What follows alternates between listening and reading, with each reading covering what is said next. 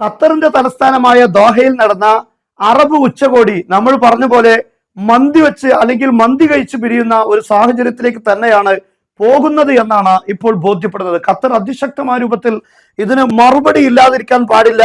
ഇത് മറുപടി നൽകിയില്ലെങ്കിൽ മറ്റു രാഷ്ട്രങ്ങളിലും ഈ പ്രവർത്തനങ്ങൾ ഇസ്രയേൽ ആവർത്തിക്കും.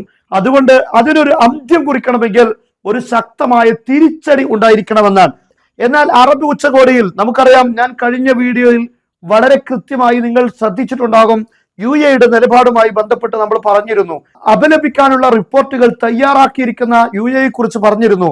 എന്നാൽ അറബ് ഉച്ചകോടി നടന്നുകൊണ്ടിരിക്കുന്ന ഈ ഘട്ടത്തിൽ UAE have sent Qatar a clear message that oppose any military response to the Israeli attacks. ഇസ്രായേലിനെതിരെ ഏതൊരു തിരിച്ചടിക്കും UAE എതിരാണ്, അതിനോട് യോജിക്കുകയില്ല, അതിന്റെ എതിർപക്ഷത്തായിരിക്കും UAE ഉണ്ടാവുക എന്ന ക്ലിയർ മെസ്സേജ് ഖത്തറിന് ഇപ്പോൾ നൽകിയിരിക്കുകയാണ്. ഇതോടുകൂടെ അറബ് ഉച്ചകോടിയുടെ കെട്ടുറപ്പും അല്ലെങ്കിൽ അതിന്റെ ഏകീകരിച്ച സ്വഭാവവും ഇതെല്ലാം നഷ്ടപ്പെട്ടു കഴിഞ്ഞു.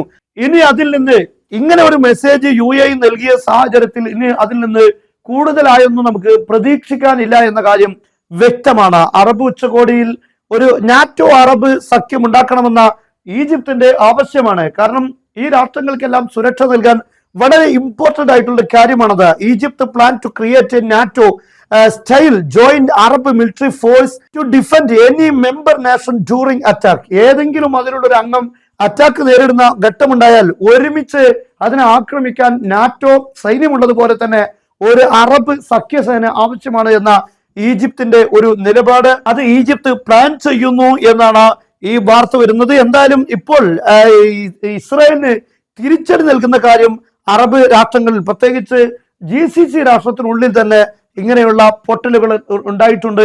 സൗദി അറേബ്യയും UAEയുമാണ് ഏറ്റവും കൂടുതൽ ശക്തമായി ഇതിനെ അപലപിച്ചു വന്ന രാഷ്ട്രം.